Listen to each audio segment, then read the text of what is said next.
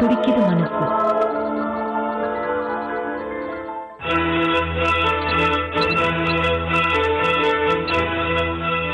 வணக்கம். சொல்ல துடிக்குது மனசு நிகழ்ச்சிக்கு உங்க எல்லோரையும் அன்போட வரவேற்கிறோம். அடுப்பூதும் பெண்களுக்கு படிப்பு எதற்குன்னு சொன்ன ஒரு காலம் இருந்ததுங்க. அது படிப்படியா மாறி பெண்கள் படிக்க ஆரம்பிச்சாங்க. அதுக்கப்புறமா வேலைக்கு போக தொடங்கினாங்க. இன்னைக்கு பெண்கள் விமானம் ஓட்டுற அளவுக்கு முன்னேறி இருக்காங்க. இன்னைக்கு நம்ம நிகழ்ச்சிக்கு 3 பெண்கள் வந்திருக்காங்க. இவங்க 3 பேருமே வாகன ஓட்டுநர்கள். இதுல ஒருத்தங்க தன்னுடைய குடும்பத்தை காப்பாத்துறதுக்காக டெய்லி ஆட்டோ ஓட்டிட்டு இருக்காங்க. இன்னொருத்தங்க பேரும் புகழும் எடுக்கணுன்றதுக்காக ஒரு ஆணுக்கு நிகரா பைக் ரேசிங் பண்ணி சாதனை படைச்சுக்கிட்டு இருக்காங்க. 3ஆவதா நம்ம சந்திக்க போறது, அவங்க சின்ன வயசுல வெறும் கனவா இருந்ததை இன்னைக்கு நிஜமா மாத்திட்டாங்க. அவங்க ஒரு பைலட் ஆயிருக்காங்க. முதல்ல நம்ம சந்திக்க போறது ஒரு பெண் ஆட்டோ ஓட்டுநரை. வணக்கம் லட்சுமி. வணக்கம் மேடம். நீங்க ஒரு ஆட்டோ ஓட்டுநர் இல்லையா? ஆமா. எப்போ இந்த வேலைக்கு வேலை செய்ய ஆரம்பிச்சீங்க? நான் 18 வருஷமா ஆட்டோ ஓட்டிட்டு இருக்கேன். 93வது வருஷம், 1993ல இருந்து. எப்படி இந்த வேலைக்கு போகணும்னு ஆசை வந்தது உங்களுக்கு? நான் போஸ்ட் கிராஜுவேட் பண்ணிருக்கேன். டெக்னிக்கல் டீச்சர்ஸ் ட்ரைனிங் எல்லாம் பண்ணிருக்கேன். டிராயிங், வீவிங், அக்ரிகல்ச்சர், டெய்லரிங் அதெல்லாம். சரி. அது சம்பந்தமா சரியான வேலை வாய்ப்புகள்லாம் இல்ல, எம்ப்ளாய்மெண்ட்ல எல்லாம் பதிவு பண்ணிருக்கேன். சரி. அதனால சேமா நம்மளே ஒரு வேலை வாய்ப்பு உருவாக்கிக்குவோம், வரட்டும் அப்படின்னு சொல்லிட்டு அந்த சமயத்துல சைக்கிள்ல வந்துட்டு இருந்தேன். யூனிவர்சிட்டி வரைக்கும் போயிருந்தேன், ஒரு வேலையா போயிருந்தேன். வரும்போது பார்த்தா 2 பேர் நடந்தே வந்துட்டு இருந்தாங்க. அதுல ஒரு அம்மா பிரெக்னன்ட் லேடி. அவங்க வழியில என் ஃப்ரெண்டு வீட்டுக்கு வேற போயிட்டு வந்தா, அப்பயும் அவங்க நடந்து போயிட்டு இருந்தாங்க. ரொம்ப தூரம் நடந்து போயிட்டு இருக்கீங்களேன்ட்டு நிறுத்தி, சைக்கிள் நிறுத்தி அவங்களோட அப்படி பேசிக்கிட்டே வந்தேன். இல்லம்மா, ஆட்டோ எல்லாம் இப்ப ரொம்ப பிரச்சனையா இருக்கு, பயமா இருக்கு, பேப்பர்ல ஒரு நியூஸ் வந்துட்டு இருக்குது, அதனால எங்க வீட்டுக்கார் பஸ் இல்லைன்னா நடந்து வா அப்படின்னு சொல்லிட்டாங்க, அதனாலதான் நடந்து போயிட்டு இருக்கேன் அப்படின்னு சொன்னாங்க.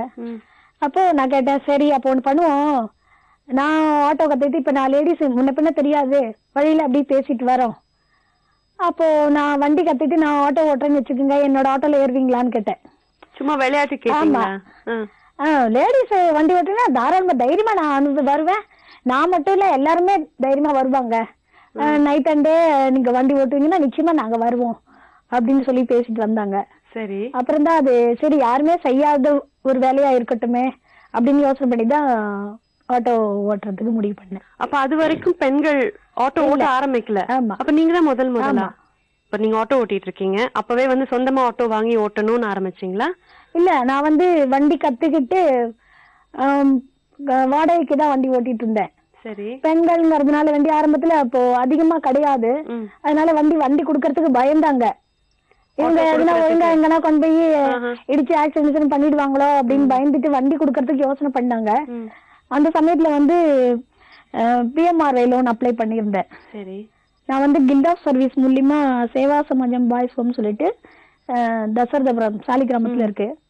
அங்க அது ஒரு தொண்டு நிறுவனம். அது பெண்களுக்கு பல விதமான தொழில் பயிற்சி சொல்லி கொடுக்குறாங்க. அதுல ஆட்டோ ஓட்டும் பயிற்சியும் இருந்தது அப்போ. ஆமா. அங்க முதல்ல ட்ரைனிங் போனேன். சரி. நான் கில்ட் ஆஃப் சர்வீஸ்ல பார்ட் டைம் டீச்சரா இருந்தேன்.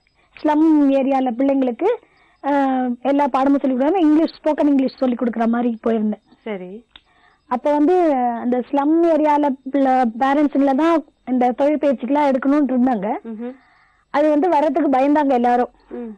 ஆட்டோ ஓட்டுறதெல்லாம் வேண்டாம், மற்ற இதுக்கெல்லாம் இப்ப போட்டோகிராஃபி, சிவில் கன்ஸ்ட்ரக்ஷனு, அந்த எலக்ட்ரிஷியன் கோர்ஸ், அப்புறம் ரேடியோ டிவி மெக்கானிசம் நிறைய இருக்கு. அதுக்கெல்லாம் முன் வந்தாங்களுக்கு ஆட்டோ ட்ரைனிங்க்கு யாருமே வரல. என்ன காரணத்தினால வரல? அவங்க வண்டி ஓட்டுறது ஒரு பயம். கியர் வச்ச ஒரு வண்டி ஓட்டுறது இல்ல, டிராபிக் நினைச்சு பயமா? அப்ப டிராபிக் குறைவுதான், இப்பதான் அதிகமாயிடுச்சு, பாப்புலேஷன் நிறைய ஆயிடுது, வண்டிகளும் நிறைய பெருத்து போச்சு. அப்ப வண்டி அவ்வளவா கம்மி தான் இருந்தாலும் ரோட்ல வண்டி ஓட்டுறதுக்கு பயந்தாங்க. நம்ம ஓட்டுவோம், எதிர்த்தாப்புல வரவங்க எப்படி வருவாங்களோ அப்படின்ற ஒரு பயத்துல யாருமே அத முன் வரல. இல்ல, யாருமே செய்யாத ஒண்ணு நம்ம எப்படி செய்யறதுன்ற ஒரு அப்படியும் இருக்கலாம், ஒரு இன்ஹிபிஷன் இருந்திருக்கும் இல்லையா? அந்த சமயத்துல அந்த சேவா சமாஜம் பாய்ஸ் ஹோம்ல சொன்னாங்க, நீங்க அவங்களுடைய பிள்ளைங்களுக்கு நீங்க பாடம் சொல்லி கொடுக்குறீங்க, நீங்க இங்க இருக்கிற தொழில் பயிற்சியில ஏதாவது ஒண்ணு கத்துக்கிட்டீங்கன்னா அவங்கள நாங்க கூட்டிட்டு வருவோம், நீங்க ட்ரைனிங் எடுக்கிறத வந்து பாப்பாங்க. அவங்களுக்கு ஒரு தைரியம் வரும். நம்ம குழந்தைகளுக்கு சொல்லி கொடுக்கக்கூடிய படிச்ச ஒரு டீச்சரை இந்த மாதிரி கோர்ஸ் எல்லாம் படிக்கிறாங்க, நம்மளும் போய் கத்துப்போம் அப்படின்னு அவங்க வருவாங்க.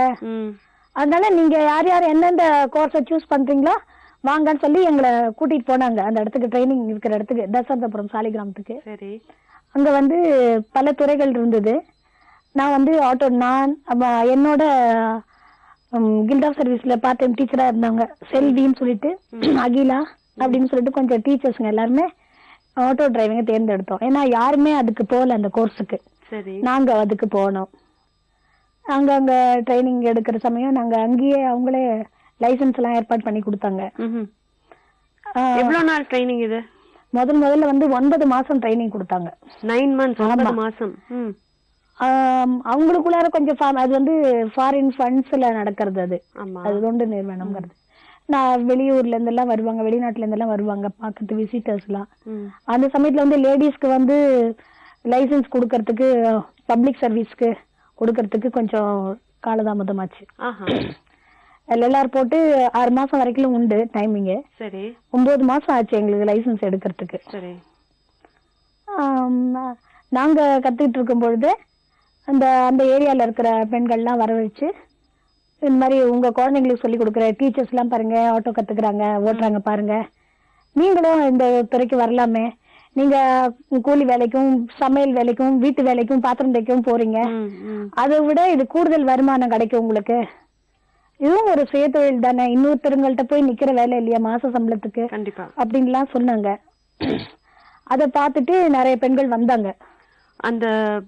அந்த ட்ரைனிங் நாங்க குழந்தைகளோட அம்மா. ஆமா, அந்த சமயத்துல வந்து நாங்க லைசன்ஸ் எல்லாம் எடுத்துட்டோம். நான் வந்து PMRWayல அப்ளை பண்ணி ஆட்டோ சொந்தமா வாங்கினேன் 2 வருஷம் கழிச்சு 95ல. அந்த 2 வருஷம் வந்து வாடகைக்கு வண்டி ஓட்டிட்டு இருந்தேன்.